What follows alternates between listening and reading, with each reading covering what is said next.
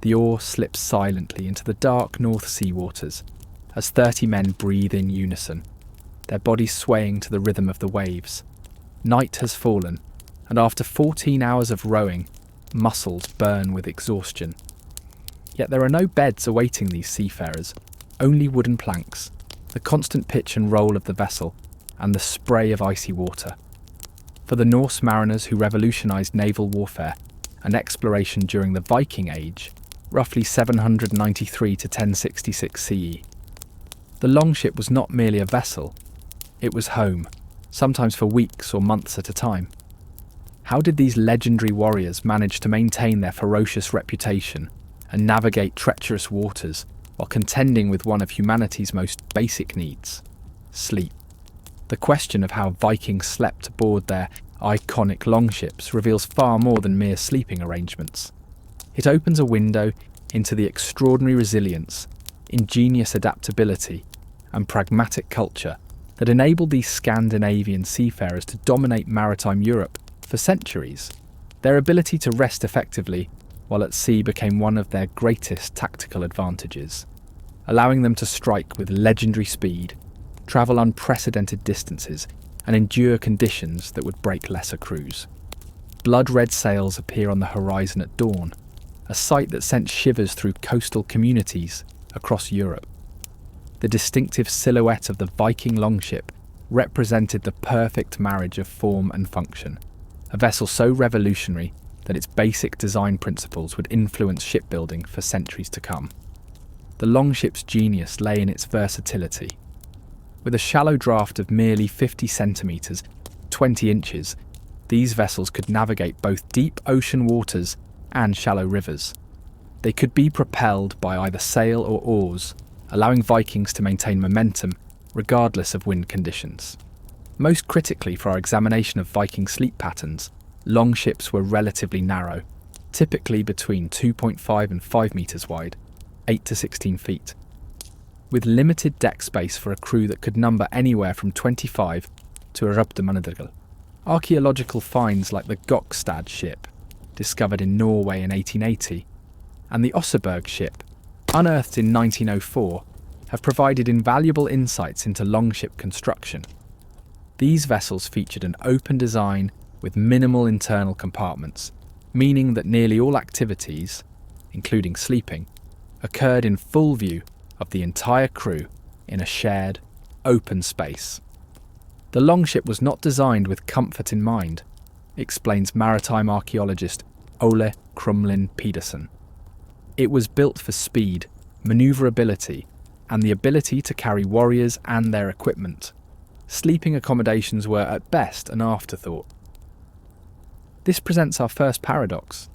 How did Vikings maintain their legendary effectiveness as warriors and explorers while sleeping on vessels that offered virtually no dedicated sleeping quarters?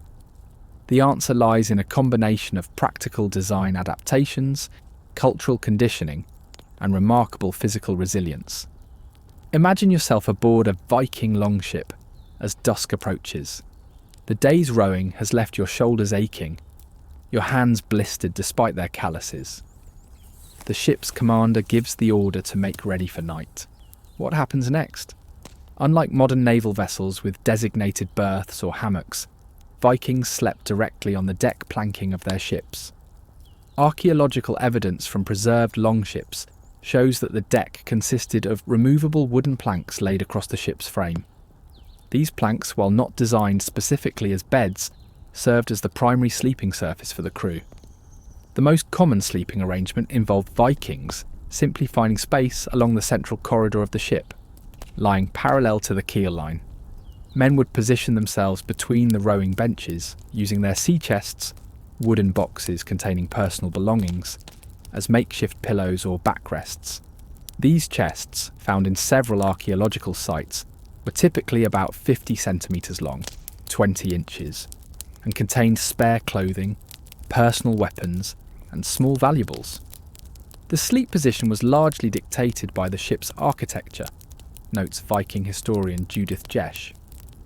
With oar ports along both sides and limited width, men had little choice but to sleep aligned with the ship's length, packed closely together like sardines. This proximity served a practical purpose beyond simply maximising space. The shared body heat of dozens of men became crucial for survival during cold northern nights. Historical accounts from sagas suggest that Vikings sometimes slept in shifts, with half the crew maintaining watch while others rested, though during extended journeys in safe waters. It's likely most of the crew slept simultaneously. What's particularly striking is the absence of dedicated sleeping materials in archaeological findings from longships. While wealthy Vikings enjoyed beds stuffed with feathers or straw in their homes, shipboard life was remarkably Spartan. The evidence suggests most men simply used their cloaks as blankets, and perhaps animal skins or wool padding, as minimal cushioning against the hard deck. The Bayeux Tapestry, though depicting Norman rather than Viking ships, shows seafarers sleeping directly on deck, confirming the simplicity of maritime sleeping arrangements during this era.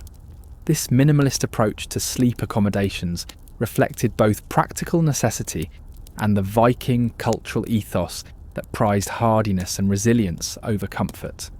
A sudden squall erupts over the North Atlantic.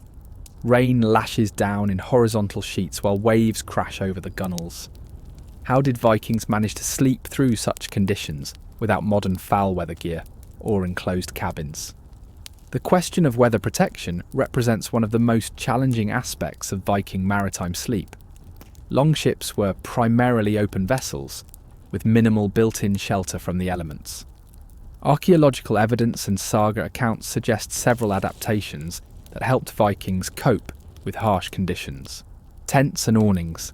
Several Viking sagas mention the use of ship tents, hudfat, temporary coverings erected over portions of the vessel during overnight stops or particularly foul weather. Archaeological finds from the Gokstad ship included wooden tent poles and the remains of woolen cloth that likely formed part of such a covering. These tents would have provided some protection from rain and spray, though they were likely impractical during heavy storms or while the ship was in motion. Waterproof cloaks. Viking clothing was remarkably well suited to maritime conditions. Woolen cloaks treated with animal fats became naturally water resistant, creating an early form of waterproof garment. Sagas describe Vikings wrapping themselves in these cloaks, pulling them over their heads to create a protective cocoon against rain and spray. Strategic positioning. The most experienced sailors likely claimed sleeping positions that offered the best protection from the elements. Archaeological examination of longship design suggests that areas near the stern and beneath the raised platforms at bow and stern provided slightly better shelter from spray and wind. Wooden shields. When not in combat, the warriors' shields could serve a secondary purpose as improvised weather protection. The Gokstad ship featured shield racks along the gunwales where wooden shields would be displayed while sailing. At night, these shields could be repositioned to create windbreaks or rudimentary shelter. The reality, however, is that Vikings often simply endured the elements. Their cultural ethos celebrated hardiness and resilience in the face of physical discomfort. The sagas frequently mention Vikings continuing to row and sail through terrible conditions, suggesting that the ability to function and sleep, despite environmental challenges, was considered an essential quality of a true Norse seafarer. Ibn Fadlan, an Arab diplomat who encountered Vikings, whom he called Rus, on the Volga River in the 10th century, noted their remarkable tolerance for harsh conditions. I have never seen more perfect physical specimens, tall as date palms, blonde and ruddy. Each man has an axe, a sword and a knife, and keeps each by him at all times. They are the filthiest of God's creatures. They do not wash after polluting themselves, or after they have eaten. They are like wild asses. While Ibn Fadlan's account contains obvious cultural bias, his observation of Viking hardiness aligns with archaeological and historical evidence, suggesting that these seafarers possessed extraordinary physical resilience, a quality that would have been essential for sleeping effectively in the challenging conditions of open-sea voyaging. The misconception that Vikings maintained a constant, frenzied pace of activity, rowing continuously until exhaustion, fails to account for the realities of extended maritime voyages. Archaeological evidence and saga accounts suggest a more sophisticated approach to managing energy and sleep while at sea. The Viking sleep cycle appears to have been organised around a watch system similar to those used by later seafaring cultures. The day was divided into 8 3-hour periods called eikt in Old Norse. During active sailing or rowing, the crew likely operated in shifts, with some men resting while others worked. This rotation allowed for continuous operation of the vessel while ensuring adequate rest for all crew members. The watch system was essential for long-distance voyaging, explains maritime historian Marcus Faulkner. Without it, crews would have quickly become exhausted and ineffective. The Vikings' ability to maintain alertness over extended periods gave them a significant tactical advantage. The saga of the Greenlanders describes how crews divided responsibilities during the challenging transatlantic voyages to Vinland, North America. They took turns at the steering oar and at rest. This simple statement reveals a sophisticated understanding of human endurance and the necessity of managing sleep debt during the extended voyages. Viking sleep patterns likely differed significantly from our modern expectation of a single consolidated nighttime sleep period.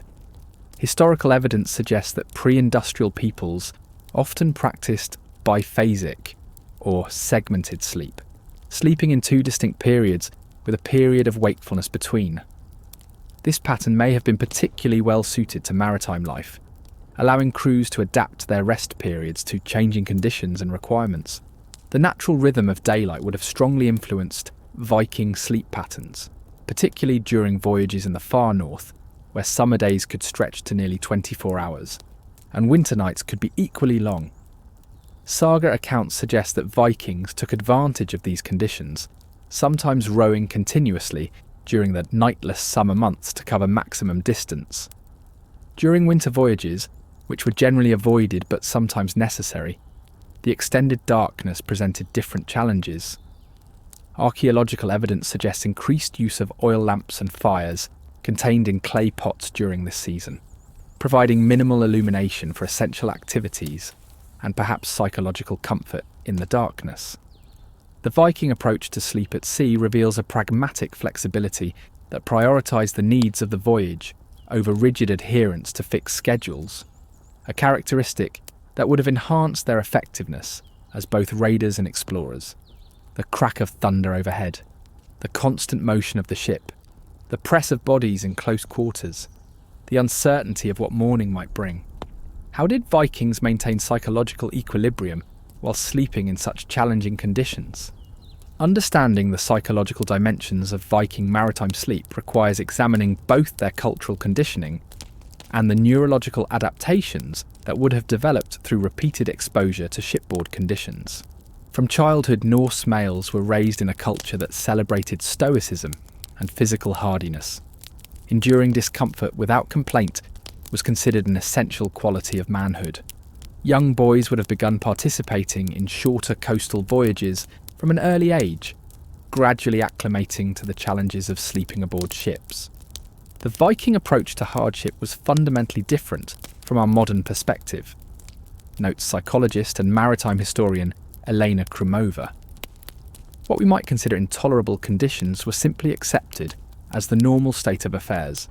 This psychological framing would have significantly reduced the stress associated with the shipboard discomfort. This cultural conditioning was reinforced by neurological adaptation. The human brain demonstrates remarkable plasticity in adjusting to sleep environments.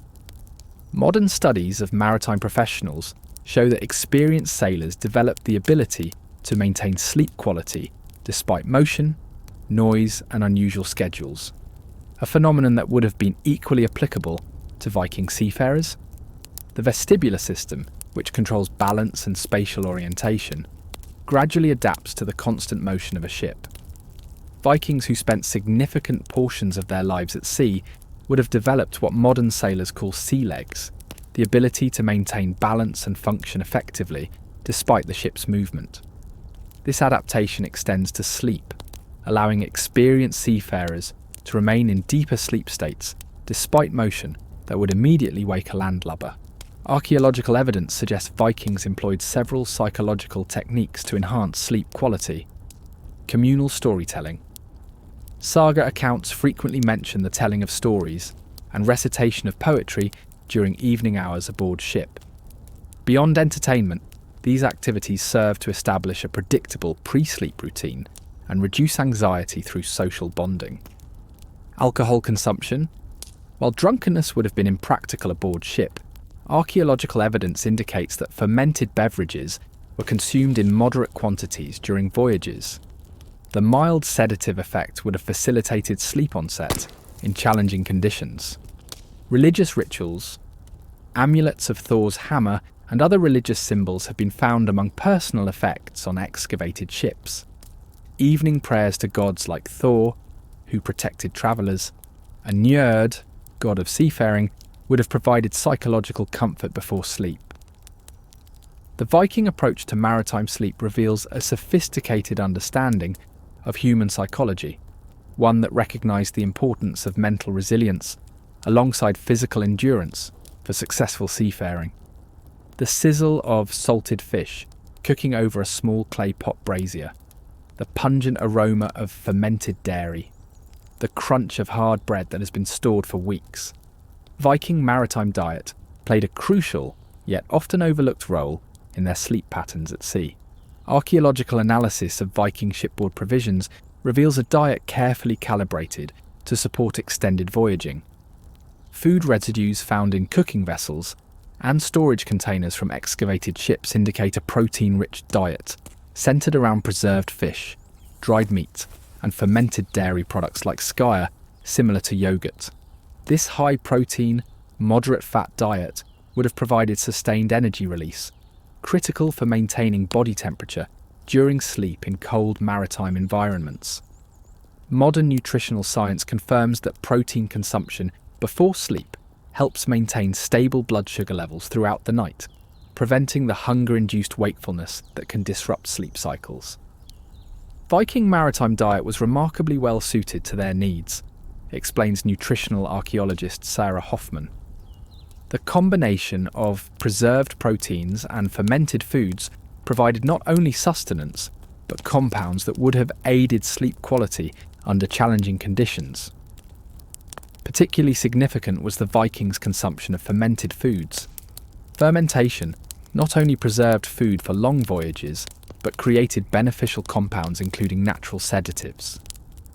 Fermented fish and dairy products contain GABA, gamma-aminobutyric acid, and other compounds that promote relaxation and sleep, essentially providing a natural sleep aid. Archaeological evidence from the Oseberg ship and other vessels indicates that Vikings carried substantial quantities of honey on their voyages. Honey mixed with water, and sometimes fermented into mead, was consumed before sleep. Modern research confirms honey's effectiveness in promoting sleep through its impact on insulin levels and tryptophan uptake in the brain. The Vikings' approach to hydration also influenced their sleep quality. Rather than drinking large quantities of water before sleep, which would necessitate disruptive nighttime urination, evidence suggests they consumed small amounts of higher-calorie liquids like buttermilk or thin ale. These provided both hydration and additional calories to maintain body temperature throughout the night. The timing of meals appears to have been carefully considered as well. Saga accounts and archaeological evidence suggest that the main meal was typically consumed in the late afternoon or early evening, providing sufficient time for initial digestion before sleep, while ensuring sustained energy release throughout the night. This nutritional strategy represents yet another example of Viking pragmatism, using available resources in ways that maximise their effectiveness as maritime warriors and explorers. The image of Vikings sleeping directly on hard wooden planks requires some nuance. While shipboard sleeping arrangements were certainly Spartan compared to modern standards, archaeological evidence suggests Vikings employed several techniques to improve sleep comfort within the constraints of maritime life. Excavations of the Gokstad and Oseberg ships revealed traces of animal skins and woolen textiles that likely served as bedding materials. Sheep and goat skins with the wool or hair still attached would have provided both cushioning and insulation from the cold deck. These natural materials had the additional advantage of remaining somewhat effective even when damp, a crucial consideration in the inevitably wet environment of an open boat. The use of animal skins as bedding was universal across northern cultures, notes archaeological textile specialist Lisa Bender-Jørgensen. They provided remarkable insulation even in wet conditions. A good reindeer or bearskin can keep a sleeper warm even on snow or ice. Viking sagas mention the use of hudfat, literally skin containers, bags made of animal hide that contained personal belongings during the day but could be emptied and used as sleeping pads at night. This dual-purpose approach to bedding materials reflects the premium placed on space efficiency aboard longships. The physical sleeping surface itself, the deck planking, was more sophisticated than might first appear. Analysis of preserved longships shows that deck planks were carefully shaped and fitted, with the upper surface often smoothed to remove splinters and rough edges. On some vessels, archaeological evidence suggests that areas frequently used for sleeping received additional finishing to improve comfort. The rowing benches themselves played an important role in sleep arrangements. While too narrow to serve as beds, they provided critical support for the back or head when sleeping on the deck. Some benches show evidence of slight contouring that would have made them more comfortable as backrests during rest periods. Most intriguing is evidence from several excavated ships of small, raised platforms at the stern of the vessel. These areas, slightly elevated above the main deck, show signs of more extensive wear and contain higher concentrations of personal items. This suggests they may have been preferred sleeping locations, possibly reserved for ship commanders or particularly valued crew members. The Vikings' approach to sleep surfaces reflects their broader philosophical approach to maritime life, accepting fundamental discomfort while making pragmatic adaptations to improve functionality within the constraints of their technology and environment. Sleep aboard a Viking longship was not merely a physical challenge but a social one. Dozens of men confined in an open vessel smaller than a modern bus had to negotiate the intimate details of rest while maintaining the hierarchical structure essential to effective operation. Archaeological and textual evidence suggests that sleeping positions aboard longships were allocated according to a clear social hierarchy. The ship's commander typically claimed the stern position, the area that offered slightly better protection from the elements, and positioned him near the steering oar, the ship's primary control mechanism. This arrangement maintained his authority even during rest periods and allowed him to quickly assume command if conditions changed. The most experienced sailors and higher status warriors would position themselves in the midship section, where the vessel's motion was least pronounced. Lower status crew members, including younger or less experienced men, would be relegated to the bow section, which experienced the most violent motion in rough seas. This spatial organisation of sleep reflected and reinforced the social hierarchy, explains anthropologist Magnus Nilsson. Even in unconsciousness, the Viking crew maintained their social structure, a pattern we see in many traditional maritime cultures. The intimate proximity of sleeping arrangements necessitated strict social codes governing behaviour. Saga accounts mention taboos against certain behaviours that would disturb the sleep of others. The saga of the Vikings, for instance, notes that no man should speak to another after evening prayers during certain voyages, a rule designed to maintain sleep discipline. Archaeological evidence from several longships suggests the use of personal markers to delineate individual sleeping spaces. Small carved wooden pegs found embedded in deck planking may have been used to secure personal bedding or mark individual territories within the communal sleeping area. This social organisation extended to sleep scheduling as well. The watch system described earlier was not merely functional, but reinforced social bonds through shared hardship. By rotating watches, Vikings ensured that different social groups within the crew experienced similar conditions, preventing the formation of resentments that might undermine crew cohesion. Perhaps most significant was the role of communal sleep in building the intense bonds necessary for effective combat operations. Modern military research confirms that shared sleep environments create powerful psychological connections between unit members. For Vikings, whose combat effectiveness depended on tightly coordinated shield walls and synchronized rowing, these sleep-forged bonds would have been militarily advantageous. The social dimension of Viking maritime sleep reveals a sophisticated understanding of group psychology, one that transformed the necessity of proximity into a strategic advantage. Dawn breaks over the English coastline. While local villagers are just beginning to stir from their beds, 60 Viking warriors, who have slept efficiently despite a night at sea, beach their Longship and launch a raid at peak effectiveness. Their ability to arrive rested and ready for combat represented one of the Vikings' greatest tactical advantages. Historical accounts of Viking raids frequently mention their ability to appear suddenly and attack with unexpected vigour, a capability directly linked to their mastery of maritime sleep. By maintaining sleep quality during transit, Viking raiders could arrive at their targets without the performance degradation that typically accompanies sleep deprivation. The Vikings' ability to sleep effectively at sea gave them an enormous tactical advantage, explains military historian William Short. While their targets were often exhausted after maintaining night watches against possible raids, the Vikings themselves arrived relatively well rested and at full combat effectiveness. This advantage extended beyond initial raids to sustained campaigns. The Anglo-Saxon Chronicle records with apparent bewilderment how Viking forces could remain active for extended periods, moving rapidly between targets without apparent fatigue. This endurance stemmed partly from their ability to use maritime transit time for effective recovery. Archaeological evidence suggests Vikings specifically designed certain aspects of their ships with sleep functionality in mind. The Gokstad ship, for example, features subtle differences in deck plank thickness in areas typically used for sleeping, suggesting deliberate reinforcement of these sections to improve rest quality during transit to targets. The tactical importance of sleep is further evidenced by the positioning of sentries during rest periods. Shield bosses, the central metal components of Viking shields, found in specific positions near the bow and stern of excavated longships, suggest designated watchstander positions that provided maximum visibility while minimising disruption to sleeping crew members.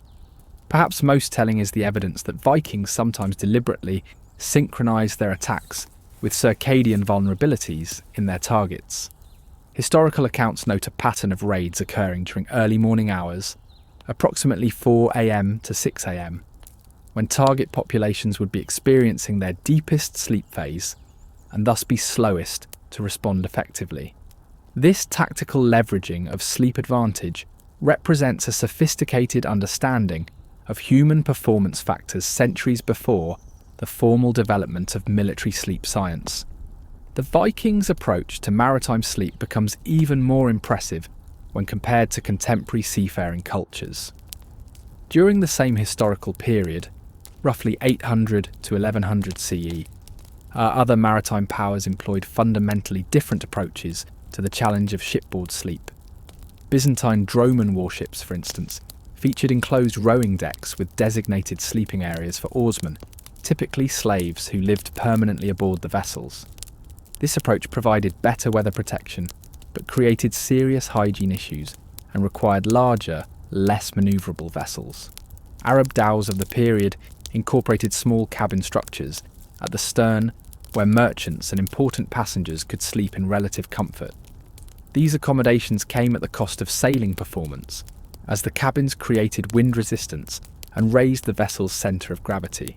Chinese junks of the Tang and Song dynasties featured the most sophisticated sleeping arrangements of the era, with multiple deck levels and dedicated sleeping compartments. These vessels were technologically impressive, but required deeper harbours, and could not match the Vikings' ability to operate effectively in both riverine and open sea environments. What distinguished the Viking approach was its ruthless prioritisation of vessel performance over crew comfort. By accepting Spartan sleeping conditions, Vikings gained unmatched versatility, speed, and tactical surprise capability. Their ships could navigate waters inaccessible to larger vessels, operate effectively with smaller crews, and maintain higher average speeds over extended journeys. The Vikings' willingness to endure discomfort gave them a decisive edge, notes naval historian Richard Woodman. While their contemporaries built increasingly comfortable ships that sacrificed performance, the Vikings maintained their focus on vessels optimised for their primary missions: raiding, trading, and exploration. This performance-first philosophy extended beyond ship design to crew selection and training. While Byzantine and Arab fleets increasingly relied on specialised professional sailors, Viking crews consisted primarily of warrior sailors who could function effectively in both maritime and land combat roles. This versatility required individuals capable of maintaining combat readiness despite suboptimal sleep conditions, a standard that shaped Viking culture and training practices. The Vikings' approach to maritime sleep represents an early example of what modern military planners would call asymmetric advantage, accepting hardship in one domain to gain decisive superiority in others. The challenges of sleeping during brief coastal raids pale in comparison to those faced during the Vikings' most ambitious maritime undertakings, the long-distance voyages to Iceland, Greenland, and eventually North America. These journeys, lasting weeks or even months, required sophisticated sleep management strategies beyond those employed during shorter expeditions. Archaeological evidence from Viking settlements in Iceland and Greenland provides insights into how these extended voyages were conducted. Analysis of the Greenland Viking diet through bone isotope studies reveals increased consumption of marine mammals and fish oil during the settlement period, nutrients that would have aided thermoregulation during sleep in the challenging conditions of North Atlantic crossings. The sagas describing these voyages mention specific sleep-related adaptations. The saga of the Greenlanders notes that during the voyage to Vinland, North America, the crew divided themselves into watches for sleeping and keeping guard over the ship. This suggests a more formalised watch rotation system for these extended journeys than was typical for shorter coastal voyages. Archaeological evidence from several Viking ships indicates the use of more substantial shipboard shelters during long voyages. The Gokstad ship contained wooden tent poles and textile fragments, suggesting a more permanent covering than would be practical for short journeys. These shelters would have created protected sleeping spaces, essential for maintaining crew functionality during weeks at sea. The psychological dimension of sleep during these voyages deserves particular attention. Modern research on extended maritime operations indicates that sleep quality typically deteriorates over time as psychological stresses accumulate. The Vikings appear to have employed several techniques to counter this effect. Landfall breaks. Saga accounts mention periodic stops at islands or coastal points during long voyages, allowing crews to sleep on land for one or more nights. These breaks would have provided psychological relief and an opportunity for deeper recovery sleep. Progressive acclimation. Evidence suggests that Vikings undertook long voyages in stages, with stops at established settlements, like the Orkneys or Faroe Islands, before attempting the longest open water passages. This approach allowed for gradual adaptation to maritime sleeping conditions. Ritualised sleep practices. Archaeological findings include small carved items identified as personal sleep talismans, objects believed to promote restful sleep. These items, often depicting protective gods like Thor, suggest ritualised sleep practices that would have provided psychological comfort during stressful voyages. Perhaps most remarkable is evidence that Vikings maintained effective sleep discipline even during crisis conditions. The Saga of Eric. The Red describes how, during a storm that threatened to sink their ship, the crew maintained watch rotations rather than having everyone attempt to address the emergency simultaneously, a sophisticated approach that ensured some crew members remained rested enough to function effectively if the crisis extended over multiple days.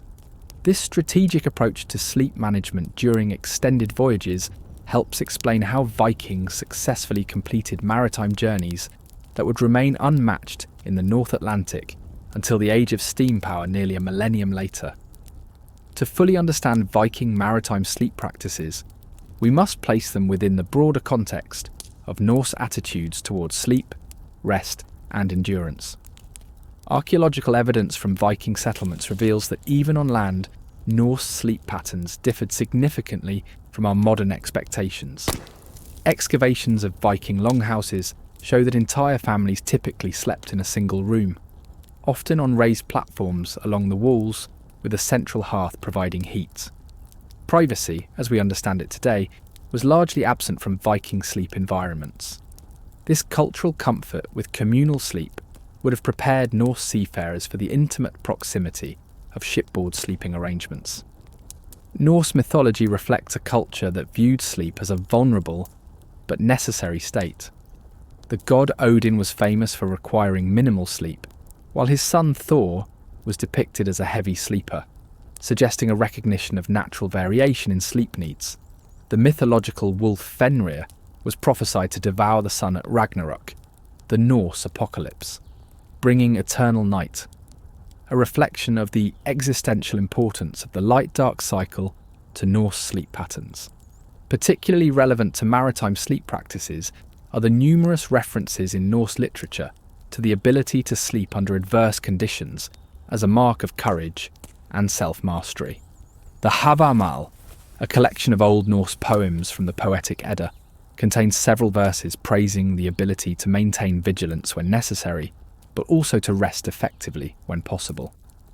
The unwise man is awake all night, worrying over everything. When morning comes, he is weary in mind, and all is a burden as before.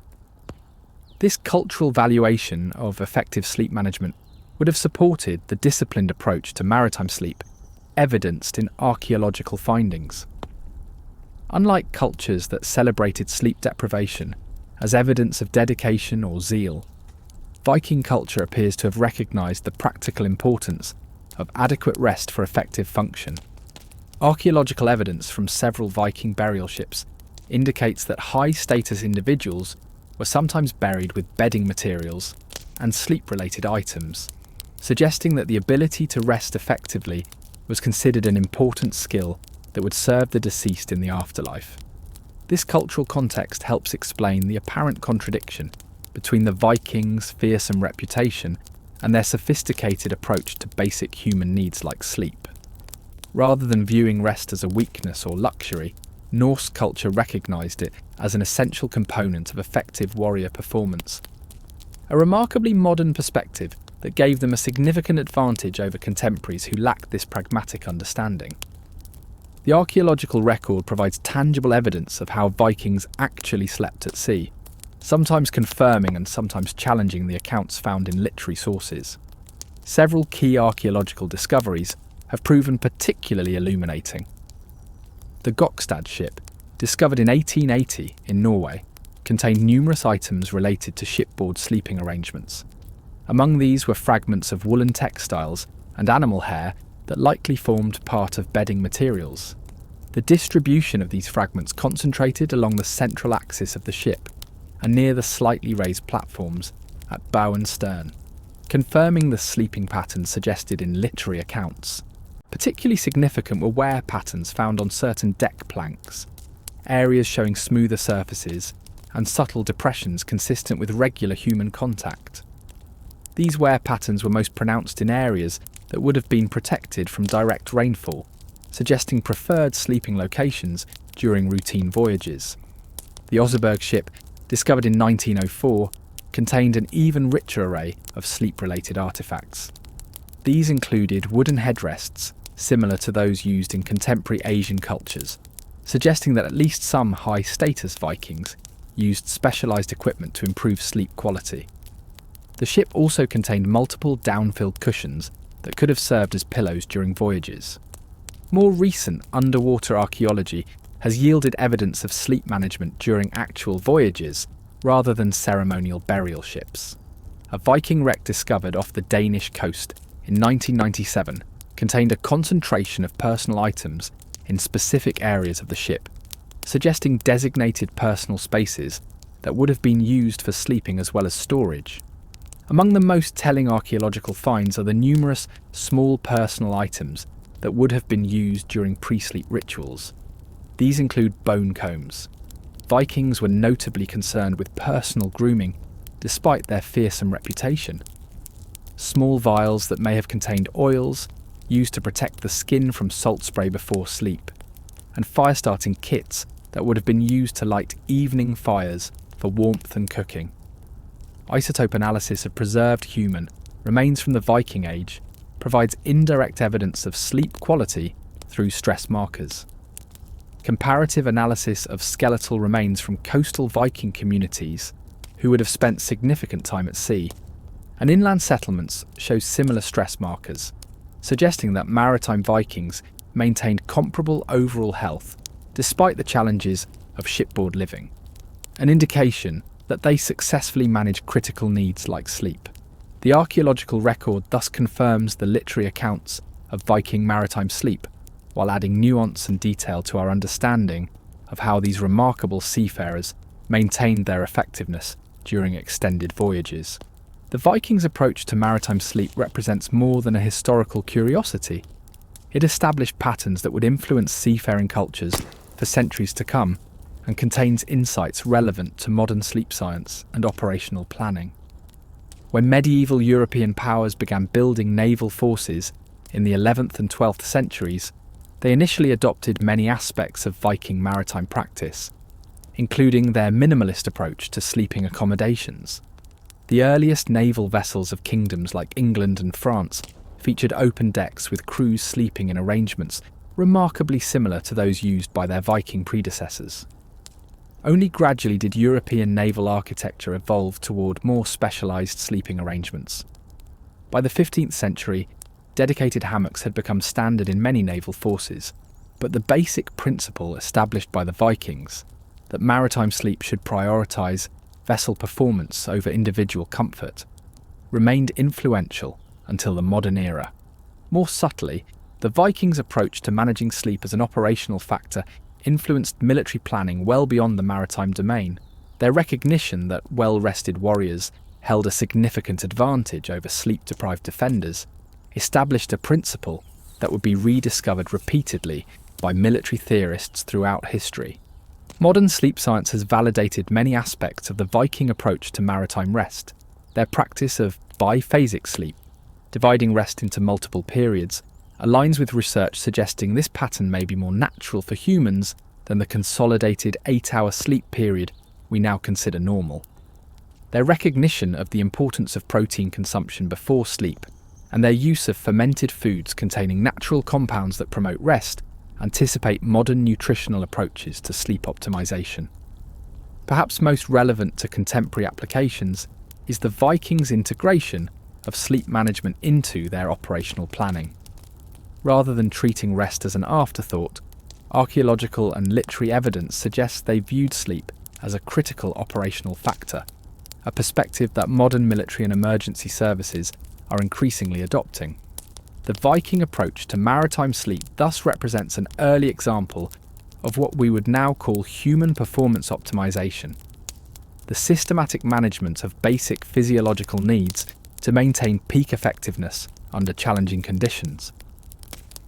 As our Longship journey through Viking maritime sleep practices concludes, we return to our original question.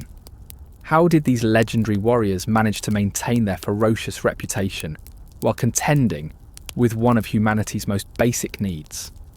The answer lies not in any single innovation, but in the Vikings' holistic approach to the challenge of maritime sleep. By integrating physical adaptations, psychological techniques, nutritional strategies, and social organisation, they transformed what could have been a critical vulnerability into a source of advantage. Their willingness to accept discomfort, sleeping on hard decks, enduring cold and wet conditions, and maintaining function despite constant motion, reflected not a disregard for human needs, but a pragmatic prioritisation of operational effectiveness over individual comfort. This philosophy enabled the construction of vessels optimised for speed, manoeuvrability, and versatility rather than crew amenities. The sophisticated watch systems and sleep rotation patterns evidenced in archaeological findings and saga accounts reveal a culture that understood the critical importance of adequate rest for maintaining combat effectiveness, rather than celebrating sleeplessness as a virtue, as many warrior cultures have done. Viking society recognised that well-managed sleep was essential for sustained performance. Perhaps most remarkably, the Vikings achieved all this without the benefit of modern sleep science or specialised equipment. Their solutions emerged through a process of cultural evolution, the accumulated wisdom of generations of seafarers who discovered through hard experience what worked and what didn't in the challenging environment of the North Atlantic. As we face our own contemporary challenges in managing sleep in operational environments, from military deployments to space exploration, the Viking example reminds us that effective solutions often combine technological innovation with cultural adaptation and psychological resilience. The image of the Viking warrior sleeping peacefully on an open deck amid the spray and motion of the North Sea stands as a testament to human adaptability and to the extraordinary maritime culture that dominated northern European waters for 3 centuries. Their mastery of maritime sleep was not merely a survival strategy, but a competitive advantage that helped transform a marginal Scandinavian population into one of history's most successful seafaring civilizations. In the words of the Havamal, the Vikings understood a truth that remains relevant in our own time. Cattle die, kindred die, every man is mortal, but the good name never dies of one who has done well. In mastering the fundamental challenge of sleep at sea, the Vikings did indeed do well, establishing a legacy of maritime accomplishment that continues to capture our imagination more than a millennium later.